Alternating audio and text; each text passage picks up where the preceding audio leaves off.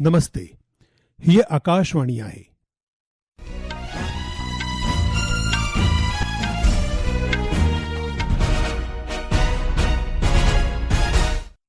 हाणे तव्हीं अनिल वंझाणीअ खां ॿुधंदा सिंधीअ में ख़बरूं।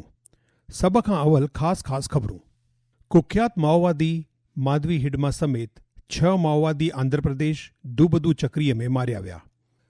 राष्ट्रपति द्रौपदी मुर्मू राष्ट्रीय जल पुरस्कार अता कया, महाराष्ट्र खे पहिरियों स्थान।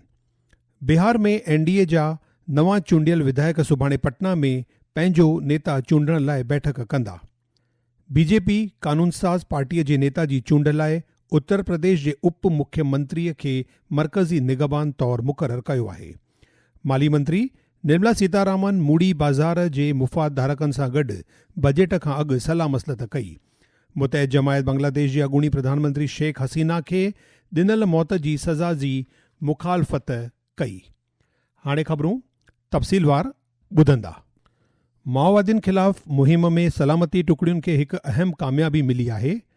आंध्र प्रदेश जे अल्लूरी सीतारामाराजू ज़िले में आंध्र छत्तीसगढ़ ओडिशा सरहद वेझो मारेडुमिली जे झंगलनि में अॼु सुबुह सवेर थियल दूबदू चक्रीअ में आला कमांडर माडवी हिडमा समेत 6 माओवादी मारिया विया। आंध्र प्रदेश जे police director general Harish Kumar Gupta ॿुधायो त माओवादियुनि जे मशगूलियुनि जे बारे में खुफ़िया ॼाण मिलण खां पोइ इहा दूबदू चकरी थी। हुन चयो त मुहिम जे दौरान को बि सलामती कर्मी ज़ख़्मी कोन थियो आहे। दूबदू चकरी वारी जाइ तां AK-47 राइफल ऐं बारूदी मादो समेत हथियार बरामद कया विया। सलामती टुकड़ियुनि मारेडुमिली, विजयवाड़ा, NTR ऐं काकीनाडा ज़िलनि में तलाश मुहिम तेज़ कई आहे। विजयवाड़ा में महिलाउनि समेत 27 शकमंद माओवादियुनि खे गिरफ़्तार कयो वियो आहे। गिरफ़्तार माण्हुनि खां पुछागाछा जारी आहे ऐं इलाक़े में सलामती वधाई वई आहे। पेश आहे हिकु रिपोर्ट। नक्सलियों में उनके वरिष्ठ नेता और केंद्रीय समिति के सदस्य माधवी हिडमा, उनकी पत्नी राजे और उनके कई करीबी सहयोगी शामिल हैं। आंध्र प्रदेश के पुलिस महानिदेशक हरीश कुमार गुप्ता ने बताया कि आंध्र प्रदेश छत्तीसगढ़ ओडिशा सीमा पर नक्सल गतिविधियों की खुफिया जानकारी मिलने के बाद सुरक्षा बलों ने सुबह 6 बजे तलाशी अभियान शुरू किया। उन्होंने बताया कि जैसे ही टीमें जंगल के अंदर गई, मुठभेड़ शुरू हो गई। अधिकारियों ने बताया कि यह अभियान नक्सल गतिविधियों पर लगाम लगाने के लिए चल रहे प्रयासों का हिस्सा है। सुरक्षा बल हाई अलर्ट पर हैं और इलाके में तलाशी अभियान जारी है। विजयवाड़ा से यल्लू मुरली की रिपोर्ट के साथ समाचार कक्ष से जया भारती। राष्ट्रपति द्रौपदी मुर्मू पाणीअ जी मुयसरता ऐं सलामतीअ जी ख़ातिरी करण जे लाइ सभिनी खे मिली करे कमु करण जो अर्ज़ु कयो।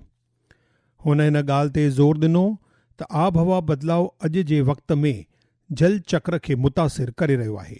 नई दिल्लीअ में 6 राष्ट्रीय जल इनाम 2024 ऐं पहिरें जल संचय जल भागीदारी इनाम अता कंदे राष्ट्रपतिअ इहा ॻाल्हि चई।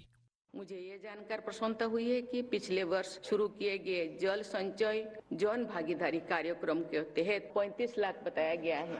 अधिक ग्राउंड वाटर रिचार्ज स्ट्रक्चर्स का निर्माण किया जा चुका है। सर्कुलर वाटर इकोनॉमी की प्रणालियों को अपनाकर सभी इंडस्ट्रीज तथा अन्य स्टेक होल्डर्स जन संसाधन का प्रभावी उपयोग कर सकते हैं। बिहार में एनडीए जा नवां चूंडियल विधायक सुभाणे पटना में पंहिंजे नेता खे चूंडण लाइ बैठक कंदा। 5 जुड़ाव पार्टियूं भाजपा, जनता दल यूनाइटेड, लोक जनशक्ति पार्टी रामविलास, हिंदुस्तानी अवाम मोर्चा ऐं राष्ट्रीय लोक मोर्चा जा 202 एनडीए एमएलएज़ हिन बैठक में भाग वठंदा। कल होने वाली बैठक में मुख्यमंत्री नीतीश कुमार के फिर से गठबंधन का विधायक दल का नेता चुने जाने की संभावना है। इसके बाद श्री कुमार राजभवन जाकर राज्यपाल को अपना इस्तीफा सौंपेंगे और सरकार बनाने का दावा पेश करेंगे। अंतिम दौर की बातचीत के दौरान विधानसभा अध्यक्ष का पद नई सरकार के मंत्रिमंडल में भारतीय जनता पार्टी, जनता दल यूनाइटेड, लोक जनशक्ति पार्टी रामविलास, हिंदुस्तानी अवाम मोर्चा और राष्ट्रीय लोक मोर्चा को प्रतिनिधित्व दिए जाने पर चर्चा की जा रही है। इस मुद्दे पर आज सहमति बन जाने की संभावना है। धर्मेंद्र कुमार राय, आकाशवाणी समाचार, पटना। ये खबरूं तव्हीं आकाशवाणीअ तां ॿुधी रहिया आहियो। इहे ख़बरूं तव्हीं असांजी YouTube channel AIR news Gujarat तां बि ॿुधी सघो था। वधीक ख़बरुनि जी तफ़सील लाइ तव्हीं असांजी वेबसाइट newsonair.gov.in खे फॉलो करे सघो था। बीजेपी बिहार में कानून साज़ पार्टीअ जे नेता जी चूंड लाइ उत्तर प्रदेश जे उप मुख्यमंत्रीअ खे मरकज़ी निगहबान मुक़ररु कयो आहे। इन खां अलावा मरकज़ी कानून ऐं न्याय मंत्री अर्जुन राम मेघवाल तोड़े अॻूणे मरकज़ी मंत्री साध्वी निरंजन ज्योतिअ खे मरकज़ी साथी निगहबान मुक़ररु कया विया आहिनि। इन्हनि नालनि खे भाजपा पार्लियामेंट्री बोर्ड मंज़ूरी ॾिनी आहे। चूंड कमीशन अॼु ॼाणायो त SIR ॿिएं तबिके जी शुरूआति थियण खां वठी वोटरनि खे 50 करोड़ 97 लख फॉर्म विर्छ कया विया आहिनि। इहो हिन तबिके में शामिल थींदड़ 51 करोड़ वोटरनि जो 98.54% आहे। वोटर लिस्ट जे SIR जो ॿियों तबिको 9 राज्यनि ऐं 3 मरकज़ी ज़ैर रियासतुनि में हिन महीने जी 4 तारीख़ खां शुरू थियो आहे। कमीशन ॿुधायो त उत्तर प्रदेश में 15 करोड़ खां वधीक ऐं ओलह बंगाल में 7 करोड़ खां वधीक फॉर्म ॾिना विया आहिनि।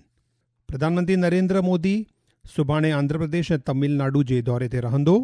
आंध्र प्रदेश में श्री मोदी पुटपर्थीअ में भॻवान श्री सत्य साईं बाबा जे मंदर ऐं समाधि स्थल ते हुनखे श्रद्धांजलि अर्पण कंदो।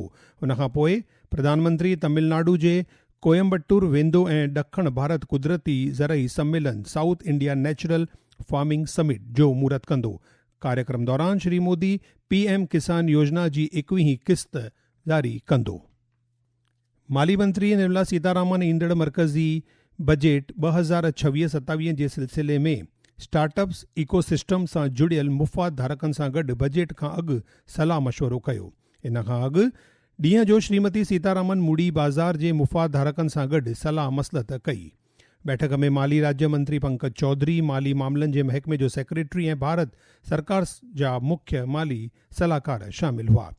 ध्यान ॾियारियूं त माली वज़रात माहिरनि, उद्योग जगत जे अॻवाननि, अर्थशास्त्रियुनि ऐं राज्य जे अमलदारनि सां गॾु हर साल बजट खां अॻु सलाह मशवरे जूं बैठकूं मुंतज़िम कंदो आहे।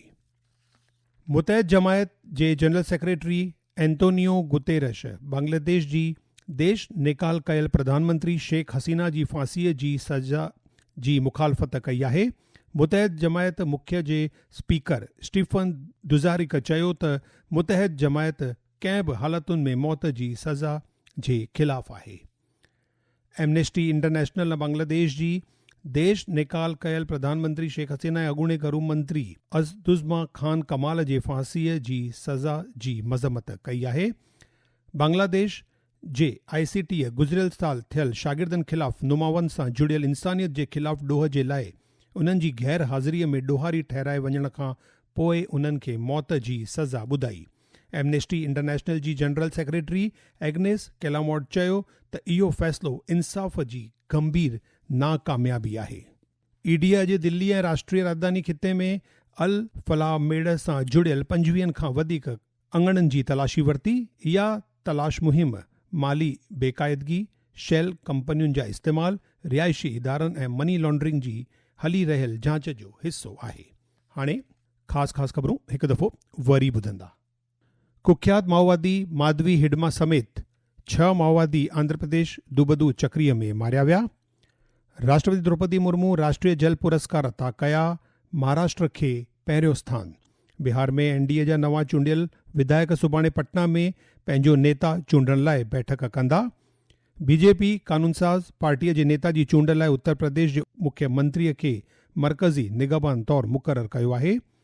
माली मंत्री निर्मला सीतारामन मूड़ी बाज़ार जे मुफ़ाद धारकनि सां गॾु बजट खां अॻु सलाह मसलत कई ऐं मुतहद जमायत बांग्लादेश जी अॻूणी प्रधानमंत्री शेख हसीना खे ॾिनल मौत जी सज़ा जी मुखालफ़त कई। ख़बरुनि जो सिलसिलो हिते पूरो थियो। मूंखे ॾींदा इजाज़त। नमस्ते।